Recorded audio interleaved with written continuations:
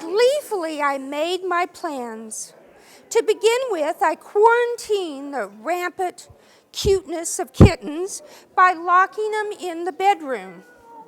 Their pitiful cries alerted Mickey, who released them and laughingly told me she thought the charade of locking up the kittens displayed a charming and puckish sense of humor. It got worse.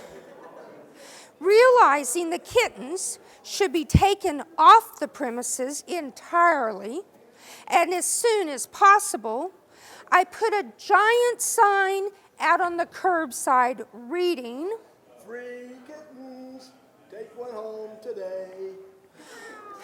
Before my offer was taken by a passing cat fancier, Mickey spied it from the kitchen window.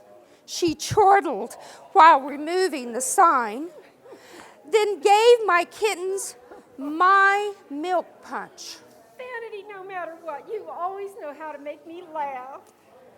Did this woman not recognize the dire strait of events? That evening, the nefarious niblets each snuggled up in the laps of Mickey and Larry, respectfully, leaving no room or love for me. Vanity, their firstborn. I realized the maniacal munchkins were trying to take my place. The thought of this travesty made me frantic and worn out, and I had my career as superhero to consider. I had been so distressed by recounting how these furry Frankensteins made my world so topsy-turvy that I had neglected to mention my day job is a little task called saving the world. My goal is to stop the two-leggeds from destroying the exquisite environment of New Mexico. I was chosen by the high priestess of Western cathood, Adobe One Kenobi, to take back our state from those careless humans called developers, who were constructing hideous strip malls where our sacred dirt baths and solariums once stood.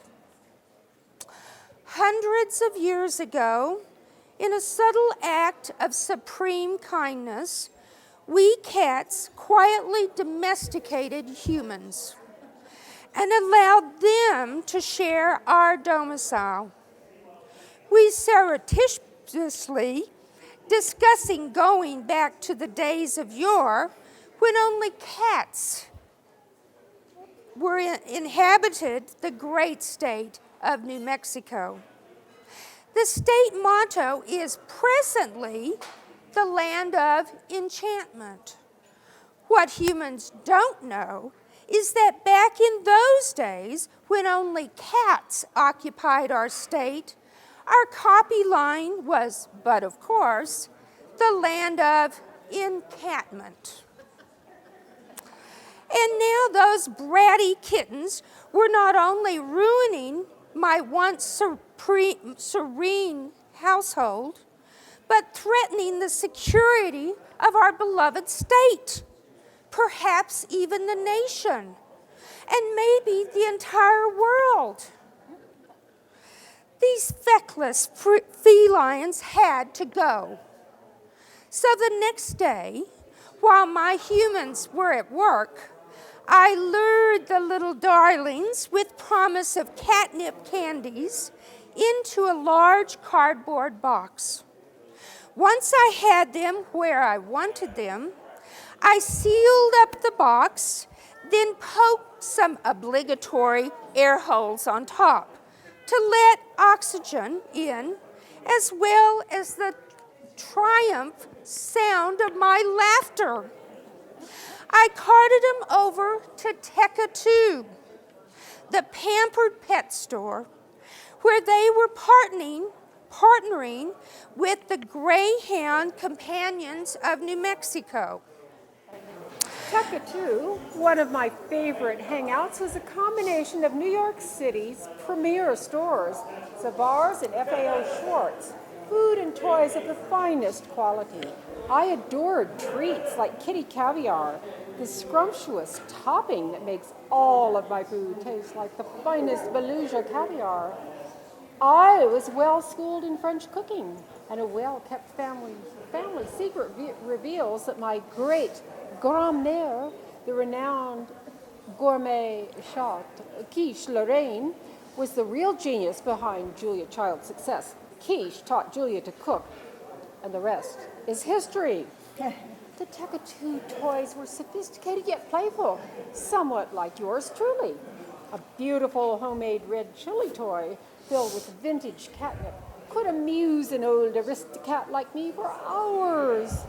Teca Tu is brimming over with one-of-a-kind accessories. That's why I have a charge account here. Last week, I could not resist a Chanel red cat bed, which looks magnificent with my fur coat and my elegant coloring. Santa Fe does cater to its feline faction. Charity balls in our honor, pet parades, and scratching posts on the plaza. It's why Santa Fe was chosen #1 on Condé Nast Traveler's list of best places in the USA to be a cat. What's not to like, I thought. I remembered immediately when a pride of lion-hearted kittens came bouncing in, making me feel like an old hag in comparison. Things got worse when my plan was foiled, when some turncoat in the crowd called my owners, and down they came to readopt the very kittens I was trying to evict. My humans, who like all of their species can be clueless, continued to assume this was a precious game I was playing. The situation was far worse than I thought. Early the next morning, I decided to keep a lower profile and sneak out with the 2 obnoxious kittens in my mouth, then anonymously left them on the doorstep of a local rescue group. Unbeknownst to me, Mickey and Larry followed me and undid all my hard work by paying some exorbitant sum to the rescue group in order to once again adopt the tiny terrors and bring them home. In the meantime, they praised me, saying, Oh, Fanny, you're so cute. Pretending to disown Bosky and Apache, your adorable brother and sister, then secretly raising money for the care and feeding of other orphan kittens. It's a very sweet routine. Routine? My Aunt Fanny's blue brooch? These guys just didn't get it. This was my home. I am a single cat. I work alone.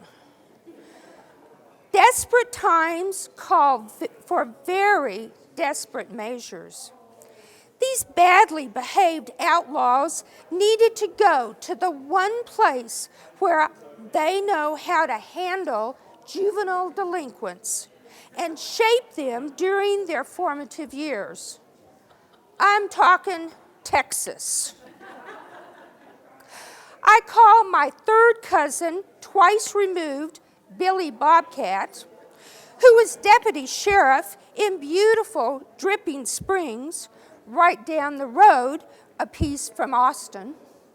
Listen, Billy, I said, I've got a situation here.